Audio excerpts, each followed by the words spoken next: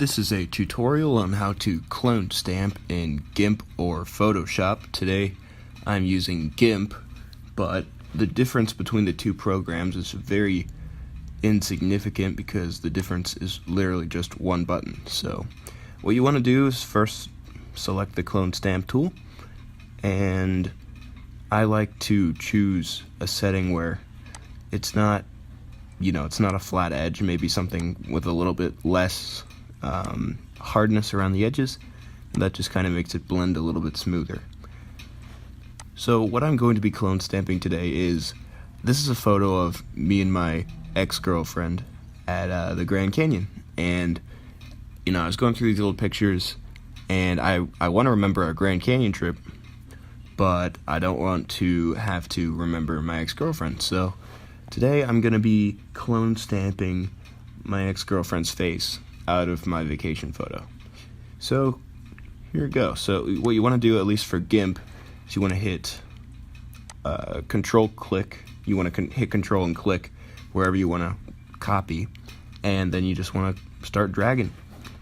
For Photoshop, I believe it's alt click, the little alt button next to the Windows tab.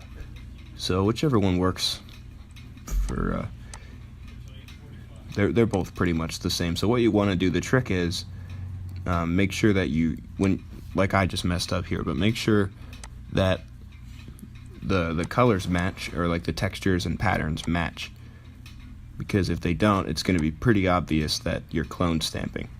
Now, it's not going to be perfect because it is photo editing, but it will look pretty solid if done right. So, and actually I went a little bit too far over the original image. You can see there, if you go over too far, it's okay, just re-click, or actually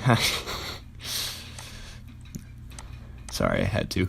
Alright, so something I was saying something about, if you go over the original image, it's going to copy parts of it, but don't worry about that. Just go back over. You can either just stop drawing for a minute and it'll reset itself, or you can go back over, click somewhere else.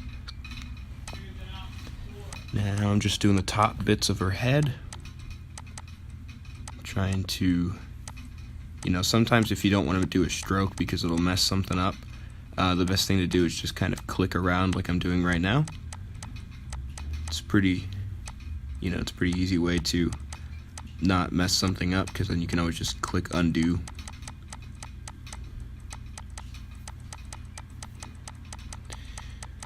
Alright, this picture's looking better already. So the next part that I want to focus on is actually cleaning this part up a little bit. Hold on.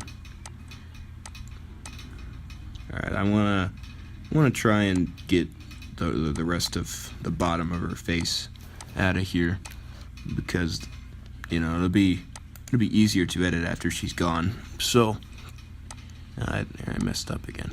Just make sure the patterns match, and don't worry about the parts where you can see where the clone stamps are touching about where the cursor is right now. We're gonna go back and clean that up in a minute. So yeah, here we go.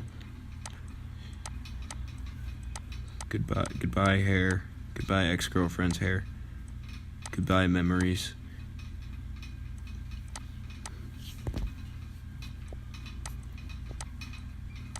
Alright, now we're going to do the rocks, or the rock at the bottom. Make sure that when you clone stamp, that the pattern that you clone stamp with isn't too repetitive, because then it will be very obvious that you clone stamped. And obviously, it doesn't have to be perfect, and especially with this image, it's rocks, so it's naturally supposed to look jagged and textured. So it doesn't matter all that much, but something to consider.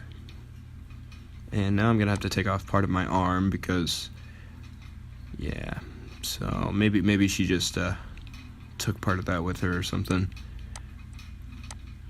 But now the beauty is I get to remember my awesome trip to the Grand Canyon, and it looks like I'm having a grand old time just by myself, like I am right now. Yeah, I'm fine. Oh, right, so I'm gonna clean this up. I don't know why I hit the paintbrush button, but go back to the Clonestamp, and I'm gonna make this rock wall kind of look like it cuts out in front of something. It's already jagged, so I think that might make it look a little bit nicer. And now I'm going to just make sure that this edge doesn't look too photoshopped or too gimped. Is it gimped? Is that a thing?